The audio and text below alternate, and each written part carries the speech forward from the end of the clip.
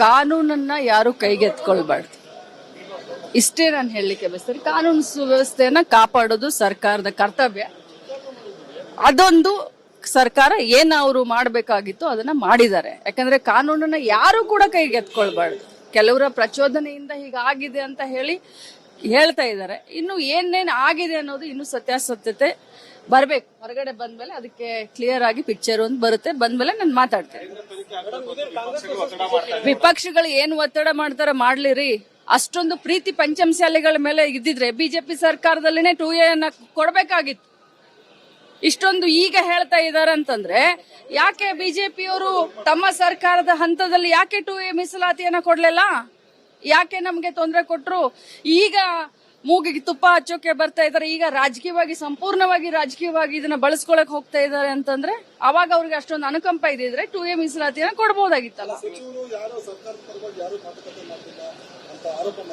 ಯಾರು ಹೇಳಿದ್ರು? ನಾನೇ ಹೋಗಿದ್ದೆ. 3 ಜನ ಹಿರಿಯ ಸಚಿವರು ಬಂದಿದ್ರು. ಮಾನ್ಯ ಮುಖ್ಯಮಂತ್ರಿಗಳು ನನಗೆ ಸ್ವಂತ ಫೋನ್ ಮಾಡಿದ್ರು, 10 ಜನರನ್ನ ಕರ್ಕೊಂಡ್ ಬನ್ನಿ ಅಮ್ಮ ಅಂತ.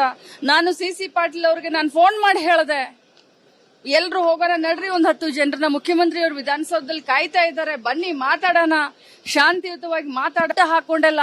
ಬೆಳಗ್ಗೆ 8 ಗಂಟೆಯಿಂದ ಬಂದು ಕೂತ್ಕೊಂಡಿದ್ದಾರೆ. ಏನಾದ್ರೂ ಅಹಿತಕರ ಘಟನೆ ಆಗುತ್ತೆ ಬನ್ನಿ ಅಂತ ನಾನೇ ಕರೆದಿದ್ದೀನಿ. ಎಲ್ಲರನ್ನು.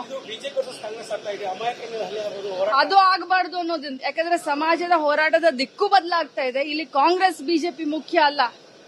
ಇದನ್ನ ಸಂಪೂರ್ಣವಾಗಿ ಬಿಜೆಪಿಯವರು ರಾಜಕೀಯವಾಗಿ ಬಳಸ್ಕೊಳ್ಳಕ್ಕೆ ಪ್ರಯತ್ನ ಮಾಡ್ತಾರೆ.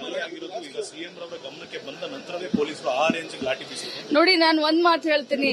ಇಲ್ಲಿ CM ಆಗ್ಲಿ ಅಥವಾ ಹೋಮ್ ಮಿನಿಸ್ಟರ್ ಆಗ್ಲಿ ಅಲ್ಲ, ಇಲ್ಲಿ ಕಾನೂನು ಸುವ್ಯವಸ್ಥೆಯನ್ನ ಕಾಪಾಡುವಂತ ನಿಟ್ಟಿನಲ್ಲಿ ತೆಗೆದುಕೊಂಡಂತ ಒಂದು ಸ್ಟೆಪ್ ಇದು ಆಗಬಾರ್ದು. ದುರ್ಘಟನೆಯಲ್ಲಿ ಈ ಒಂದು ಲಾಠಿ ಚಾರ್ಜ್ ಅಲ್ಲಿ ಯಾರು ಹೊಡಿಸ್ಕೊಂಡಿದ್ದಾರೆ? ನನ್ನ ಸಮಾಜದ ಬಾಂಧವರು ಹೊಡಿಸ್ಕೊಂಡಿದಾರ್ರಿ. ಆದ್ರೆ ಯಾರ್ದೋ ಪ್ರಚೋದನೆಗೆ ಈ ರೀತಿ ಮಾಡೋಕ್ ಹೋಗಿ ಸಮಾಜಕ್ಕೆ ಒಂದು ಇದಾಗಿದೆ.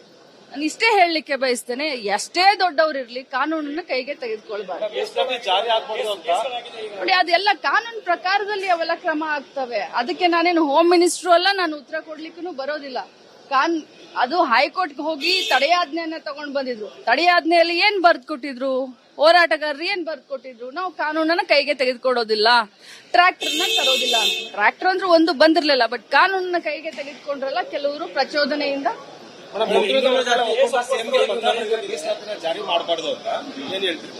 ನೋಡಿ, ಇದೆಲ್ಲ ಈಗ ನಾನು ಹೇಳಿದ್ರೆ ಎಲ್ಲ ಆಗುತ್ತಾ? ನಾನು ಹೇಳಿದ್ರೆ ಚರ್ಚೆಗೆ ಗ್ರಾಸವಾಗುತ್ತೆ. ಸಂವಿಧಾನಬದ್ಧವಾದಂತ ಕ್ರಮಗಳು ಏನೇನಾಗಬೇಕು ಅವೆಲ್ಲ ಆಗ್ತವೆ.